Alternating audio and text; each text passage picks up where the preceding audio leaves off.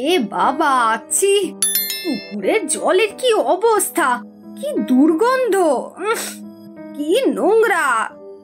কি আর করা যাবে? কিছুই তো করার নেই। এই গ্রামে এই একটা মাত্র পুকুরেই জল আছে, আর এই পুকুরের জল সবাই ব্যবহার করছে, তাই জন্যই তো এত দুর্গন্ধ। ছি ছি ছি ছি। খাবার জন্য জল না পেলে খাবো কি? কয়েক মাস তো বৃষ্টিও হয়নি। শুধু খাওয়ার জল নয়, তার সাথে চাষের জলেরও অভাব। জানি না এবার যে কি হবে। কি ব্যাপার, এখনো আখ এসে পৌঁছলো না কেন?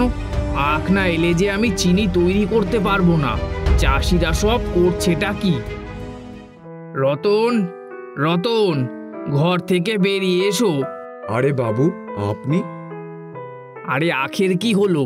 আখগুলো কোথায় গেল? আর আখের কি বলবো, বৃষ্টি হয়নি, জল নেই, তাই আখগুলো রুষ্টপুষ্টও নয়, কেমন যেন একটু শুকিয়ে আছে। এসব বললে তো হবে না। সকলে আমার কাছ থেকে টাকা নিয়েছিলে, সেই রকম হলে আমার টাকা আমাকে ফিরিয়ে দেবে। আমি 1 সপ্তাহ সময় দিচ্ছি।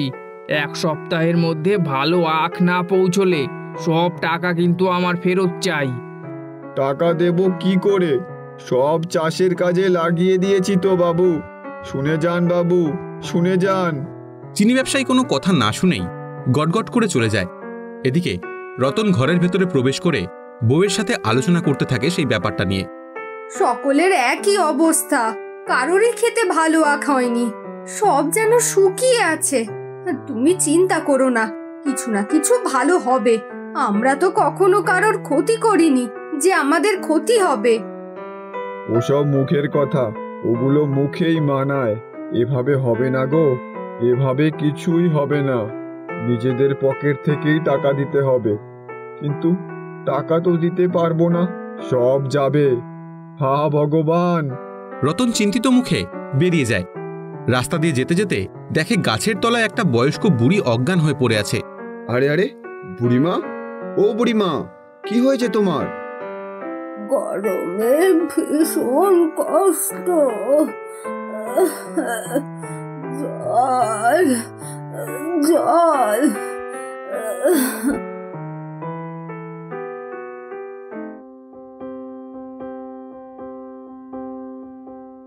বুড়িমা, নাও একটু জল খাও। আরে বাহ, বেশ আরাম হলো জল খেয়ে, বেশ ঠান্ডা জল। এই গ্রামে জলের বড় অভাব, কিন্তু তুই আমাকে জল খাওয়ালি, আমার শরীর তাতে ঠান্ডা হলো। এবার দেখ, তোদের গ্রামে ঝমঝমিয়ে বৃষ্টি হবে। সত্যি বলছো বুড়িমা? ঝমঝম করে বৃষ্টি হবে? তাহলে বেশ ভালো হবে। জলের অভাবে চাষ ভালো হয়নি এবার। একটু জল পেলে আখগুলো বেশ রুষ্টপুষ্ট হবে। হবে হবে, ওই দেখ, আকাশে কালো মেঘ করে এসেছে রে, ওই দেখ। সত্যি তো বুড়িমা, আপনি কি কোনো জাদু জানেন? আরে আরে, বুড়িমা, আপনি কোথায় গেলেন? বুড়িমা, আপনি কোথায় গেলেন? আরে, উনি মনে হয় কোনো দেবতা ছিলেন বা ঈশ্বরের দূত। প্রণাম বুড়িমা, প্রণাম প্রণাম।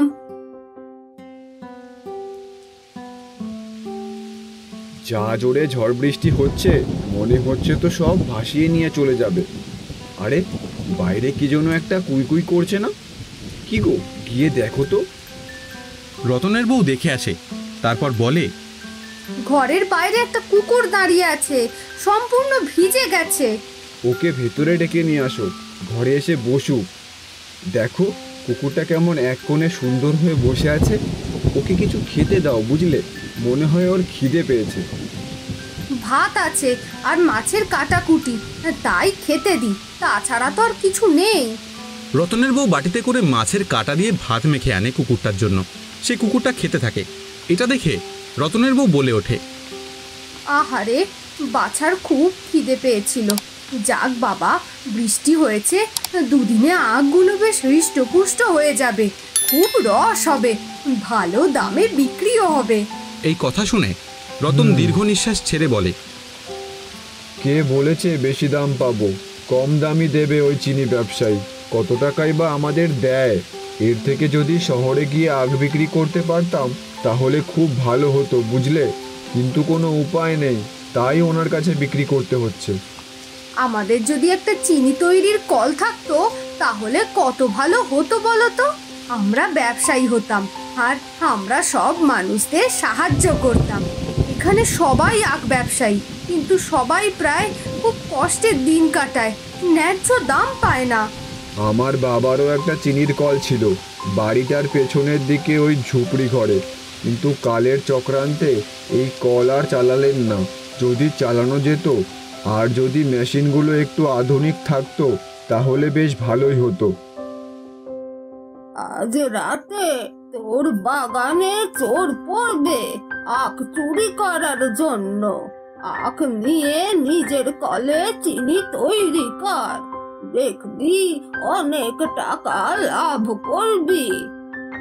রতন আর রতনের বউ ঠাকুমাটিকে দেখে চমকে ওঠে। আপনি আপনি ভগবান। না না, শুধুমাত্র দূর, সাহায্যকারী দূর। কিন্তু সমস্যা হলো মেশিনগুলো অনেক পুরনো, আধুনিক নয়। তো কিভাবে হবে ঠাকুমা? চিন্তা নেই, আমাকে নিয়ে চল ওখানে।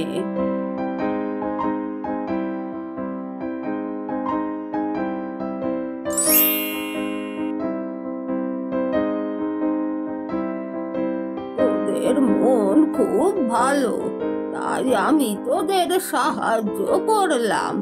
এই মেশিনে অনেক অনেক চিনি উৎপাদন হবে। সেই চিনি শহরের বাজারে বিক্রি করে তোদের অনেক লাভ হবে, বুঝলি তো? তবে মনে রাখিস, আজকে আখের বাগানে চোর পড়বে। রতন এই কথা শুনে গ্রামের কয়েকজনকে জড়ো করে আর রাতে আখের ক্ষেত পাহারায় বসায়।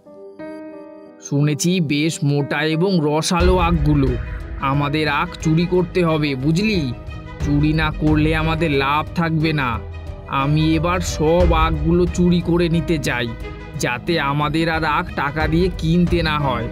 এতে আমার দুদিক থেকে ইনকাম, বুঝলি তো? যা যা, তোরা ঝটপট কাজগুলো করে ফেল। চিনি ব্যবসায়ীকে আখের খেতে দেখে রতন আর গ্রামের কিছু লোকজন তেড়ে আসে। ও আচ্ছা, এইভাবে আপনি আমাদের ঠকান?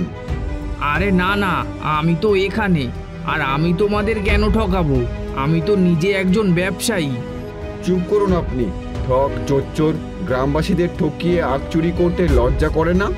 লজ্জায় চিনি ব্যবসায়ী সেখান থেকে চলে যায়। এইবার তাইলে এত আখ নিয়ে আমরা কি করব?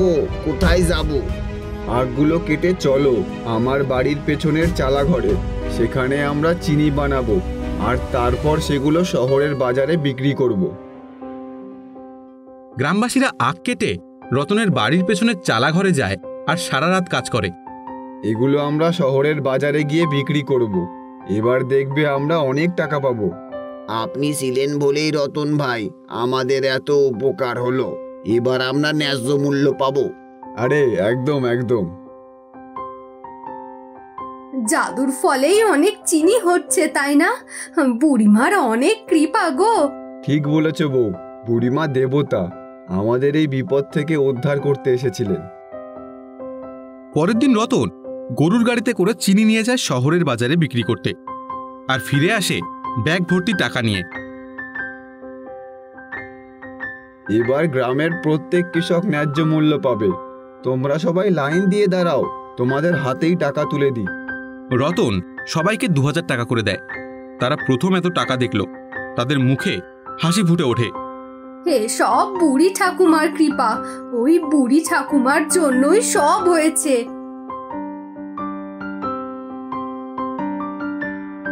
বন্ধুরা, তোমাদের যদি এই ভিডিওটি ভালো লেগে থাকে তাহলে ভিডিওটিকে লাইক করে কমেন্ট করো, আর আমাদের চ্যানেলটিকে এখনো সাবস্ক্রাইব করে না থাকলে অবশ্যই সাবস্ক্রাইব করে নাও। আর তোমাদের নাম, বয়স আর তুমি কোথা থেকে এই ভিডিওটি দেখছো সেটা কমেন্ট করে জানাও।